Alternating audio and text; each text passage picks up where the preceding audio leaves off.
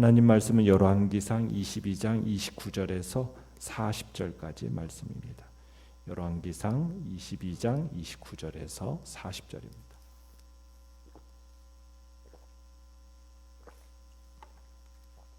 열왕기상 22장 29절 우리 한 목소리로 같이 읽겠습니다. 시작. 이스라엘의 왕과 유다의 여호사밧 왕이 길르앗 라못으로 올라가니라. 이스라엘의 왕이 여호사밧에게 이르되 나는 변장하고 전쟁터로 들어가려 하노니 당신은 왕복을 입으소서 하고 이스라엘의 왕이 변장하고 전쟁터로 들어가니라. 아람 왕이 그의 병거의 지휘관 32명에게 명령하여 이르기를 너희는 작은 자나 큰 자와 더불어 싸우지 말고 오직 이스라엘 왕과 싸우라 한지라. 병거의 지휘관들이 여호사밧을 보고 그들이 이르되 이가 틀림없이 이스라엘의 왕이라 하고 돌이켜 그와 싸우려 한즉 여호사밧이 소리를 지르는지라. 병거의 지휘관들이 그가 이스라엘의 왕이 아님을 보고 쫓기를 그치고 돌이켰더라. 한 사람이 무심코 활을 당겨 이스라엘 왕의 갑옷 솔기를 마친지라. 왕이 그 병거 모는 자에게 이르되 내가 부상하였으니 내 손을 돌려 내가 전쟁터에서 나가게 하라 하였으나 이날에 전쟁이 맹렬하였으므로 왕이 병거 가운데에 붙들려 서서 아람 사람을 막다가 저녁에 이르러 죽었는데 상처에 피가 흘러 병거 바닥에 고였더라. 해가 진녘에 진중에서 외치는 소리가 있어 이르되 각기 성읍으로 또는 각기 본향으로 가라 하더라. 왕이 이미 죽음에 그의 시체를 메어 사마리아에 이르러 왕을 사마리아에 장사하니라. 그 병거를 사마리아 못에서 씻음에 개들이 그의 피를 핥았으니 여호와께서 하신 말씀과 같이 되었더라. 거기는 창기들이 목욕하는 곳이었더라. 아합의 남은 행적과 그가 행한 모든 일과 그가 건축한 상하궁과 그가 건축한 모든 성읍은 이스라엘 왕 역대지략에 기록되지 아니하였느냐. 아합이 그의 조상들과 함께 잠에 그의 아들 아하시아가 대신하여 왕이 되니라. 아멘. 오늘 말씀의 제목은 모든 인생에 찍히는 말씀의 족적이라는 제목으로 말씀을 나눕니다. 미가야는 여호사밧이 구한 하나님의 말씀을 알려주었습니다.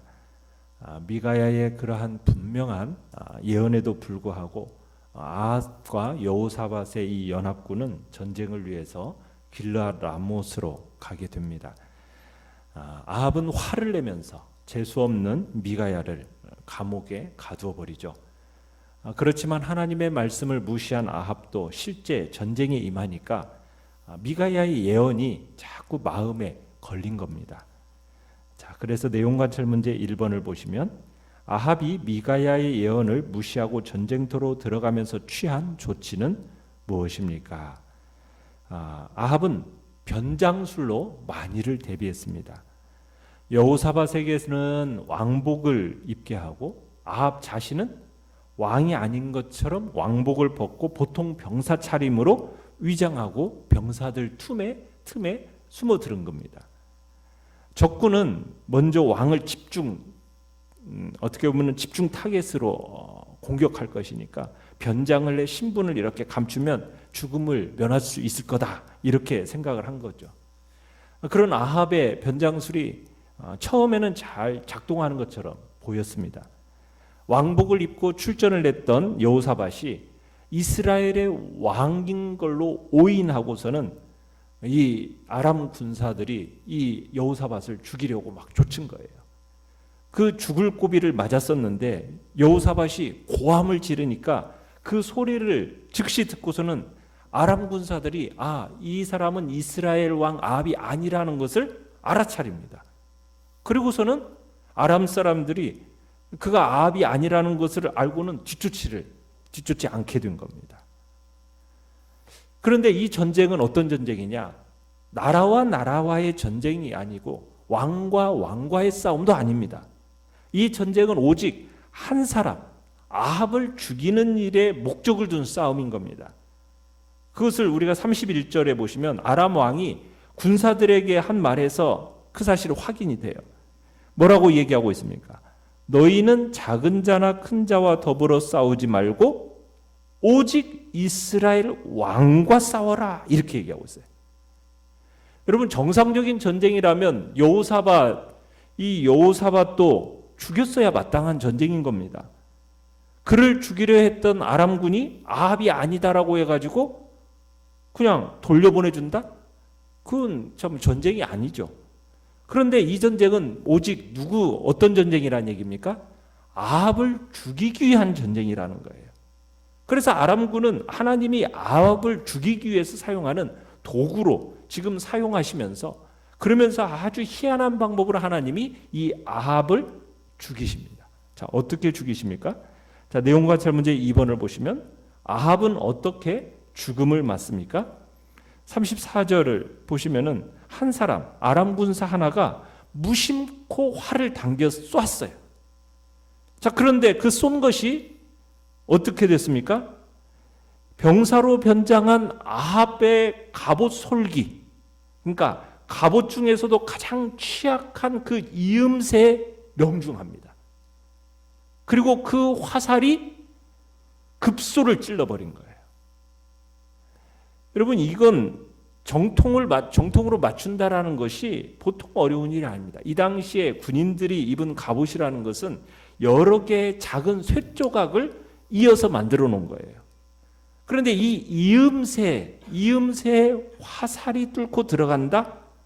이건 보통 일이 아닌 거죠. 이건 쉬운 일이 아닌가요? 그래서 뭐라고 하냐면 무심코라는 단어가 나와요. 무심코라는 단어. 그러니까 아람 군사는 전혀 아합 왕을 쏜다는 생각을 가지고 쏜 게 아닙니다. 그렇지만 그게 하나님의 심판의 도구가 된 거예요. 아합이 변장술로 아람의 병사들을 따돌릴 수는 있었는지 모르지만 하나님의 심판을 막을 수는 없었다는 얘기죠. 피할 수는 없었어요. 하나님의 심판을. 아합은 변장까지 해서 살려고 했지만 하나님의 그 섭리를 막을 수는 없었다는 얘기입니다. 그 어떤 인간의 보호장치도 말씀의 성취를 막을 수는 없었다는 이야기죠. 또 이 전쟁터에서 빨리 빠져나가서 치료를 받으면은 얼마든지 살 수도 있었어요. 그래서 병검 오는 자에게 뭐라고 얘기합니까? 내 손을 돌려서 빨리 전쟁터에서 나가게 해라. 그러니까 부상을 위해서 빨리 치료만 한다면 어떻게 될 수가 있는 거예요? 네, 살 수가 있는 거예요. 그런데 빠져나올 여유가 있어요, 없어요? 없어요. 왜? 이날의 전쟁이 맹렬했다. 그런 여유가 없어져 가지고 전차에 그냥 매달려 있을 수밖에 없었던 겁니다. 왜? 하나님이 저주하셨기 때문에. 그래서 하나님께서 형벌하시는 까닭에 지금 이 아합은 형벌을 받게 된 거예요. 그렇게 해가지고 피를 계속 흘리면서 아람 군대가 몰려드는 대로 이리 갔다 저리 갔다 하면서 싸우다가 빠져나갈 여지를 발견하지 못한 채 결국 석양이 지고 죽은 이유는 무엇입니까? 과다출혈로 죽은 거예요. 과다출혈로. 그러니까 지금 아합의 생각으로는 도저히 일어날 수 없는 그 우연들이 몇 가지가 겹치면서 아합이 죽게 된 거죠. 그렇게 전쟁이 끝나고 사람들은 그의 시체를 가지고 사마리아로 돌아와서 묻어주는데 그 묻어주는 과정 속에서 38절에 보면은 사마리아의 못에서 그의 병거를 씻습니다. 그랬더니 개들이 그의 피를 핥았다. 이렇게 되어 있어요. 자, 그러면서 뭐라고 얘기합니까? 여호와께서 말씀하심과 같이 되었다. 하나님이 말씀하신 그대로 되었다라는 거예요. 그러면서 그곳은 어떤 곳이더라? 창기들이 목욕하는 곳이더라. 이 창기는 어떤 창기냐면 아합과 이세벨이 국교화시킨 그 바알 종교에 종사하는 신전 창기들입니다. 그 창기들이 목욕하는 곳에 이 아합의 죽은 그 핏물이 그곳에 이제 씻겨지면서 그들이 거룩하게 여겨졌던 그 신전 창기들을 부정하게 만들고 만 것이죠. 자, 연구와 묵상 문제 3번을 보시면 전쟁터로 들어갈 때 아합이 여호사밧에게는 왕복을 입게 하고 자신만 변장한 이유는 무엇이며 그럼에도 불구하고 아합이 화살에 맞은 이유는 무엇이겠습니까? 왜 자신 변장을 했어요? 미가야의 그 불길한 예언, 그죠? 아합은 그 미가야의 불길한 예언으로부터 자유롭지 못했기 때문에 변장한 거예요. 그래서 아합은 아람과 싸우러 그 올라가면서 자신이 할 수 있는 모든 방도를 취하고 나간 겁니다. 혹시라도 그 예언이 적중해서 자기가 죽게 될까봐 자기가 왕복을 벗고 병사 차림으로 그렇게 전 싸움터에 나가고 여호사밧에게는 왕복을 그대로 입도록 해서 적군의 표적이 만들도록 한 거죠. 그가 조심해서 내린 그 방도가 성공을 거두는 것처럼 보이는 순간이었어요. 그런데 무심코 우연히 그렇게 한 사람이 쏜 화살, 그게 갑옷 이음새에 맞아서 그를 관통하고, 우연치고는 너무 기가 막힌 우연인 거죠. 통계학적으로 그런 확률이 있을 수가 없는 거예요. 우연처럼 보이는 아합이 화살에 맞은 이 사건, 이게 하나님의 섭리 안에서 일어난 일이라는 거죠. 우연한 일 같지만 이 세상에 우연이라는 것은 없다는 겁니다. 하늘의 새도 그렇고 땅의 풀도 그렇고 모든 것을 간섭하시는 분이 하나님이시고 우리 인간의 머리카락까지 다 세고 계시는 분이 하나님이십니다. 이 세상의 모든 일은 우연은 없습니다. 하나님의 인도하심 속에 일어나는 일이에요. 하나님의 섭리를 피할 사람이 있습니까? 없습니다. 이런 것을 아는 사람이라면, 모든 상황 속에 하나님의 섭리가 있다라는 것을 아는 사람이라면 그 모든 상황 속에서 하나님의 손길을 느낄 수 있는 거죠. 그리고 그런 상황 속에서도 하나님이 나에게 주시고자 하는 교훈이 무엇일까를 찾게 되고, 그리고 하나님께 경배할 수밖에 없다라는 것을 우리는 알게 됩니다. 어느 누구도 하나님의 그 손길을 벗어나서 자기 마음대로 살 수 있는 사람은 이 땅에 아무도 없습니다. 우리가 어떤 일을 하더라도 하나님의 그 불꽃 같은 눈길에서 벗어날 수 있는 사람 아무도 없습니다. 우리는 그것을 아합의 이 경우에서 보게 되는 거죠. 느낀 점 4번을 보시면, 아합이 살아있을 동안 그토록 거부한 하나님의 말씀이 그의 죽음을 통해 결국 성취되는 것을 볼 때 무엇을 느낍니까? 아합이 죽음으로써 그에게 선포되었던 그 하나님의 심판의 예언이 성취됩니다. 하나님은 어떤 분이십니까? 사람이 아니십니다. 그렇기 때문에 거짓말을 하지 않으세요. 하나님은 인생이 아니시기 때문에 후회가 없으신 분이십니다. 하나님이 말씀하신 바는 분명하게 행하시는 분이시고 하신 말씀 실행하시는 분이 하나님이십니다. 그러기에 하나님의 말씀은 반드시 이루어집니다. 우리는 이 말씀에 대한 경외감을 느끼게 되는 거예요. 하나님의 말씀은 반드시 성취되어지는 말씀이기에 우리는 그 말씀 앞에서 경외감을 느껴야 되는 겁니다.